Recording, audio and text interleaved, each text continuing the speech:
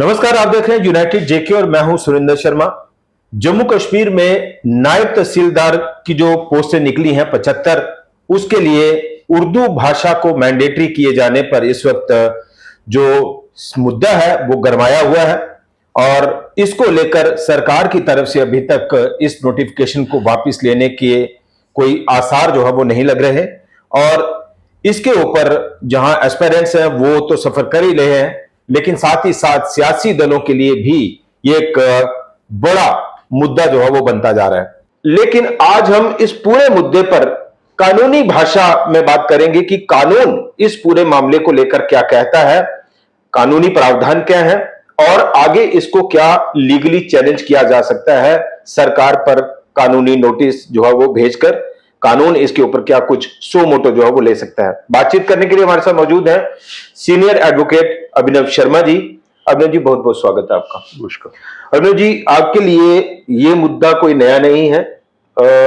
2019 में भी ये मामला सामने आया था और जहां तक हमारी जानकारी है तब भी आपने कुछ इनिशिएटिव लिए थे इस पूरे मामले को एक कंक्लूजन तक पहुंचाने के लिए, लेकिन तब जो हमारी जानकारी है कि तब की सरकार ने वर्बली कहा कि भाई हाँ, इसको आगे से मत करिए, लेकिन वही चीज दोबारा से जो रिपीट हुई है। तो कैसे आप देख रहे हैं इस पूरे घटनाक्रम को? देखिए सुरेंद्र जी, मैं कुछ देख रहा हूं, एडवर्टीजमेंट पब्लिश हुई न्यूज़पेपर में तकरीबन 12-15 दिन पहले, तो सबसे ज्यादा टेलीफोन्स मुझे आए। अब नाम नहीं लूंगा कहां से आए, मैं इसमें अपना ओपिनियन भी दिया, लेकिन इसके पीछे एक हिस्ट्री है, एक बैकग्राउंड है जिसको इग्नोर नहीं किया जा सकता। देखिए, जब भी कोई डिपार्टमेंट इस्टेब्लिश होता है, उस डिपार्टमेंट के का एक नाम होता है, सर्विस का नाम होता है। बिल्कुल। जैसे J&K revenue gazetted service, J&K revenue non gazetted service, जिसको सुबॉर्डिनेट सर्विस बोलते हैं। ठीक, सुबॉर्डिनेट नॉन गेस्टेड मीन जिनकी सिलेक्शन SSR भी करता है, गेस्टेड सर्विस जिनकी सिलेक्शन पब्लिक सर्विस कमीशन करती है। राइट। हर डिपार्टमेंट की गेस्टेड सर्विस को चलाने के लिए और नॉन गेस्टेड सर्विस चलाने के लिए सेपरेट रूल्स बनते हैं। J&K revenue gazetted service recruitment rules, J&K revenue subordinate service recruitment rules. तो जो क्वालिफिकेशन होती है किसी पोस्ट की, PM से लेके नॉन गेस्टेड होगी नायब तहसीलदार, बिल्कुल उसके ऊपर सारी गेस्टेड रेवेन्यू में, तो गेस्टेड से लेके फाइनेंशियल कमिश्नर रेवेन्यू तक क्या क्वालिफिकेशन होनी चाहिए, ये रूल्स में प्रोवाइडेड होता है। ठीक है। अब जो सबसे पहली बार सुबॉर्डिनेट सर्विस रिक्रूटमेंट रूल्स बने जो रेवेन्यू डिपार्टमेंट के, वो 1973 में बने। उसमें नायब तहसीलदार की क्वालिफिकेशन लिखी थी ग्रेजुएट्स। ठीक, सिंपल ग्रेजुएशन। तो 1973 में जब रूल्स बने तो जितने भी नायब तहसीलदार बने वो ग्रेजुएट्स थे। तो रूल्स में कहीं नहीं लिखा था कि इनको नॉलेज ऑफ उर्दू होनी चाहिए या इनका उर्दू का टेस्ट होना चाहिए कि नहीं। जो मेरी जानकारी है उसके मुताबिक जो लोग लग जाते थे, सिलेक्ट होके अपॉइंट होते थे, फिर उनको वर्किंग नॉलेज ऑफ उर्दू की ट्रेनिंग दी जाती थी। बेसिक नॉमेनक्लेचर जो है वो रिक्रूटमेंट का फॉर नॉन तहसीलदार पोस्ट जो है वो मतलब वो ये है कि सिंपल ग्रेजुएशन है, मैंडेटरी नहीं है उसमें। 1973 में सिर्फ ग्रेजुएशन लिखा था। ठीक है। तो जो कैंडिडेट थे विद ग्रेजुएशन क्वालिफिकेशन वो एलिजिबल थे, जो एलिजिबल थे उन्होंने अप्लाई किया, वो सिलेक्ट हो गए, वो अपॉइंट हो गए। सो 73 में जब रूल्स बने, जितने भी नायब तहसीलदार बने उनको ग्रेजुएशन में ग्रेजुएशन के बेस पे अपॉइंट, सिलेक्शन के बाद, अपॉइंटमेंट के बाद फील्ड पे ट्रेनिंग दी गई या किसी इंस्टीट्यूट में ट्रेनिंग दी गई कि रिकॉर्ड उर्दू में होता है तो आपने उर्दू सीखना है, तो वो सिखाया गया होगा उनको। ठीक है।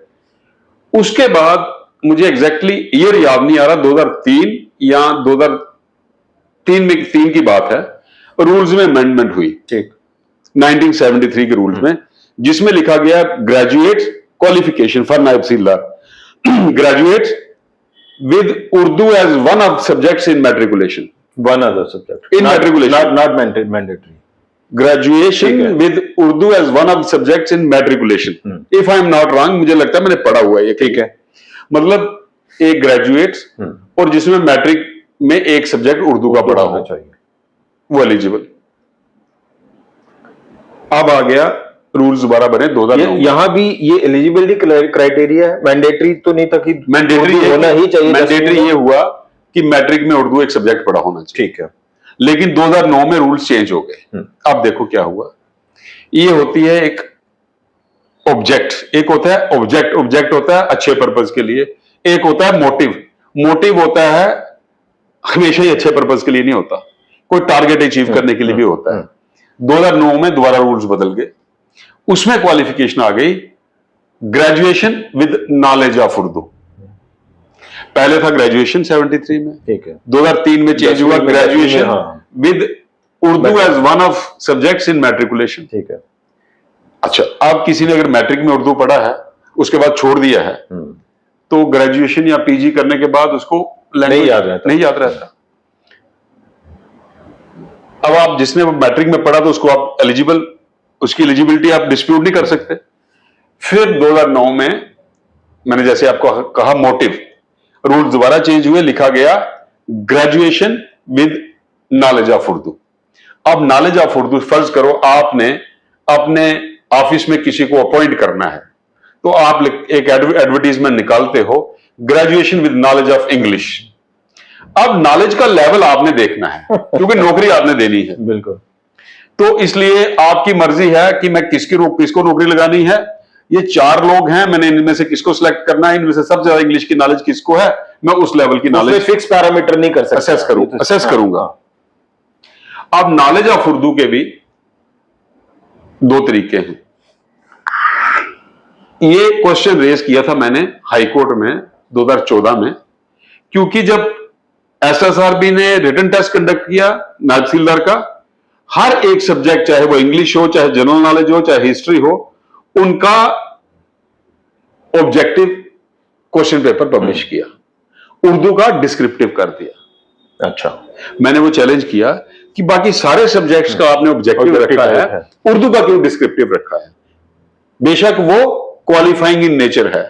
तो हाई कोर्ट ने वो क्वैश किया था, लेकिन बाद में एक और जजमेंट आई, उसमें उन्होंने उर्दू का एक जो टेस्ट है वो मैंडेटरी जो इन्होंने अभी किया उसको अपहोल्ड किया। अब तहसीलदार के लिए उर्दू मैंडेटरी नहीं है। आप क्या नायब तहसीलदार और तहसीलदार की वर्किंग में कितना फर्क है?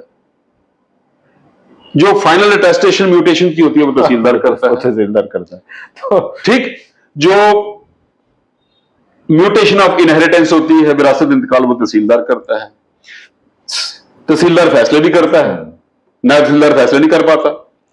फिर उसके बाद असिस्टेंट कमिश्नर बनते हैं, नायब तहसीलदार प्रमोट हो गए, फिर डिप्टी कमिश्नर बनते हैं, फिर फाइनेंशियल कमिश्नर रेवेन्यू जो आईएएस अफसर भी आते हैं, उनके पास उर्दू की कोई नॉलेज नहीं होती। ये जो इसका तरीका ये है, देखिए ये बिल्कुल क्लियर है कि इससे एक रीजन में थोड़ी सी डिसकंटेंटमेंट है, बिल्कुल है, क्योंकि जम्मू रीजन के इतने लोग उर्दू प्रेफर नहीं करते जितने कश्मीर रीजन के हैं। अब आप देखिए, यही रूल थे 2009 में, जब कुछ लोग सिलेक्ट हुए लेकिन उन्होंने उर्दू मैट्रिक में नहीं पढ़ा था, जैसे पहले मैंने कहा 2003 के रूल्स में, लेकिन कुछ लोग सिलेक्ट हो गए। बाद में बोर्ड को पता लगा कि इन्होंने तो उर्दू नहीं पढ़ा है। वो 29 लड़के थे जम्मू के, तो इन्हीं उमर अब्दुल्ला साहब ने उनको वन टाइम रिलैक्सेशन देके 29 नायब तहसीलदार लगाए थे जिन्होंने उर्दू मैट्रिक में नहीं पढ़ा था। ये मैं पढ़ रहा था अभी 2019 में भी जो है वो 817 कैंडिडेट जो है वो डिक्लेयर किए गए क्वालिफाई, और उसमें से 126 जो है वो रिजेक्ट हुए इसी बेसिस पे कि जो है उर्दू उनको नहीं कुछ और। अगर वो बिना उर्दू के नायब तहसीलदार लग गए 2009 में, आज 2025 है, वो तहसीलदार प्रमोट भी हो गए, तो अब आगे भी आपको दोनों रीजन की एस्पिरेशंस को मद्देनजर रखते हुए ये करना चाहिए कि रूल्स में अमेंडमेंट करनी चाहिए, ये पोस्टें विड्रॉ करनी चाहिए और दोबारा री नोटिफाई करनी चाहिए with graduation as qualification. Selection के बाद उनको उर्दू की ट्रेनिंग। अभिनव जी, अभी जो 2009 में जो अमेंडमेंट की गई, क्या वो अभी वही सस्टेन कर रही है जिसको सरकार ये हवाला दे सकती है, भाई ये तो रूल ऑलरेडी है तो इसी के तहत हम एडवर्टाइजमेंट कर रहे हैं? ये advertisement in accordance with rules हुई है 2009 की, उसमें लिखा हुआ है graduation with Urdu with knowledge of Urdu. लेकिन दूसरा पहलू इसका ये है सिक्के का कि 1973 से लेकर 73 का आपने जिक्र किया, 1973 से लेकर लगातार जिन चीजों को देखा जा रहा है, तो वो तो लग रहा है एक गहरी साजिश और एक बड़े मोटिव का हिस्सा है। आप मुझे ये बताइए, क्या रेवेन्यू डिपार्टमेंट सिर्फ जेएंडके में है, हिमाचल में नहीं है? पंजाब में नहीं है, बिल्कुल है, मध्य प्रदेश में नहीं है, तो वहां उर्दू के बिना क्या रेवेन्यू का रिकॉर्ड मेंटेन नहीं होता क्या? उर्दू के बिना फैसले नहीं होते क्या? दो लोग जो है वो तो सफर करते हैं, लोगों को तो उर्दू आता नहीं। एक बार नया 2010 में कानून आया कि ये जो खड है इनकी रजिस्ट्रियां नहीं होंगी, इनके फर्द नहीं कटेंगे। तो कुछ लोग मेरे पास आए, तो मैंने स्टडी किया रेवेन्यू लॉ, जो मेरा नॉर्मल सब्जेक्ट नहीं है, लेकिन उस टाइम मैंने स्टडी किया तो गैर मुमकिन खड मैंने एक वर्ड देखा रेवेन्यू डॉक्यूमेंट्स में। मैंने कहा दो चीजें मैंने सुनी थी, एक मुमकिन एक गैर मुमकिन, एक मुमकिन एक नामुमकिन। ये गैर मुमकिन कहां से बीच में आ गया? लेकिन गैर मुमकिन जो है उर्दू में बार बार रिपीट हो रहा था, लेकिन इसकी हिस्ट्री ट्रेस करने की कोशिश की तो हिस्ट्री जो है वो रेवेन्यू डॉक्यूमेंट्स में, वो मतलब ये टर्मिनोलॉजी रेवेन्यू डिपार्टमेंट ने। अब गैर मुमकिन खड ये थी कि खड पे कंस्ट्रक्शन नहीं हो सकती थी, राजा महाराजों के टाइम भी बैन था, तो इन्होंने उस बैन को से बाहर निकलने के लिए, डाइल्यूट कर, लोगों को फायदा देने के लिए रेवेन्यू डिपार्टमेंट में लिख देना शुरू कर दिया गैर मुमकिन खड। मतलब ये खड है लेकिन उम्मीद नहीं है यहां बाढ़ आएगा, खड है लेकिन उम्मीद नहीं है यहां बाढ़ आएगा। बड़ा दिलचस्प पहलू है, गैर मुमकिन, मुमकिन या गैर मुमकिन नामुमकिन होता है। ये गैर मुमकिन नई टर्मिनोलॉजी रेवेन्यू डिपार्टमेंट की देन है। तो अब ये गैर मुमकिन भी एक गले की हड्डी बन गई है, मतलब लोगों की गैर मुमकिन की रजिस्ट्रियां भी नहीं हुई। फिर हाई कोर्ट ने कहा जी एक स्कीम बनाइए, फिर कमेटीज बनी, कहीं अब उनकी रजिस्ट्रियां हो रही हैं कहीं नहीं। मैं ये कह रहा हूं उर्दू बेसिकली इसको बाकी की तरह नहीं देखना चाहिए। उर्दू प्राइमरली एक सब्जेक्ट नहीं है, उर्दू प्राइमरली एक लैंग्वेज है। सुनिए बात जी, Urdu primarily is a language, then it is a subject, like Dogri, Hindi, English, they are subjects also, but primarily they are languages. उसी पे तो लैंग्वेज तो बिना फॉर्मल स्टडी किए भी बता सीख सकते हैं। मैं आ रहा था कि ये 5 अगस्त 2019 के बाद अब तो उर्दू कोई एक गवर्नमेंट लैंग्वेज नहीं रही कि वो कंपलसरी और मैंडेटरी है। अभी तो हिंदी भी है, उर्दू भी है, अंग्रेजी भी है, कश्मीरी भी है, डोगरी भी है। तो ये तो चॉइस होनी चाहिए एस्पिरेंट्स की, वो जिसमें कंफर्टेबल है वो एग्जाम दे। बिल्कुल ठीक। अब इनको क्या होना चाहिए, रूल्स में अमेंडमेंट करनी चाहिए, क्योंकि ऑफिशियल लैंग्वेजेस 5 आ गई है। बिल्कुल, उर्दू भी आई है, तो सिर्फ एक लैंग्वेज को आप मैंडेट, इंग्लिश भी आई है, हिंदी भी आई है, ठीक है ना। अब आप ग्रेजुएशन के बेस पे लोग सिलेक्ट कर लो, ठीक। आगे कैंडिडेट की मर्जी कि उसने ऑफिशियल रिकॉर्ड जो है रेवेन्यू का किस लैंग्वेज, उर्दू में मेंटेन करना है या हिंदी में करना है। क्या आप, अगर मैं नायब तहसीलदार भर्ती होता हूं उर्दू का टेस्ट पास करके भी, लेकिन उसके बाद मैं कहता हूं नहीं मैंने रिकॉर्ड हिंदी में बनाना है, क्या आप मुझे मना कर सकते हैं?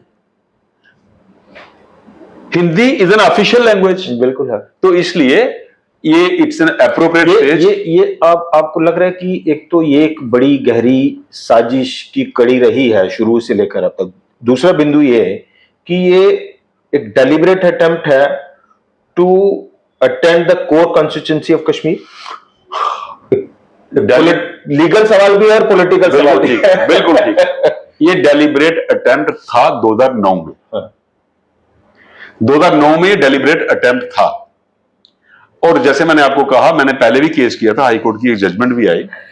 तो चाहिए ये था कि जो सरकारें आई उनको इस पे नजर दौड़ानी चाहिए थी और इन रूल्स को अमेंड करना चाहिए था। अभी भी ये यूटी है। यूटी क्या है? क्या अगर चीफ मिनिस्टर उमर अब्दुल्ला बने, अगर एनसी की गवर्नमेंट बनी है, तो क्या वो जम्मू के लोगों की इंस्पिरेशन नहीं देखेंगे? क्या वो सिर्फ कश्मीर के चीफ मिनिस्टर हैं? क्या वो जम्मू कश्मीर के चीफ मिनिस्टर हैं? अब ये यूटी है, यूटी ना भी हो, इवन देन करना क्या है, एसएसआरबी को लेटर लिखनी है कि हम ये पोस्ट विड्रॉ करना चाहते हैं, रूल्स में एक एसओ निकालना है, आधे घंटे में एसओ निकल जाता है। उसमें आ जाएगा eligibility for tehsildar in the rules, graduation, simple graduation. बच्चे अप्लाई करेंगे, सिलेक्ट होंगे, अपॉइंट होंगे, अपॉइंटमेंट के बाद 2 महीने की ट्रेनिंग दो।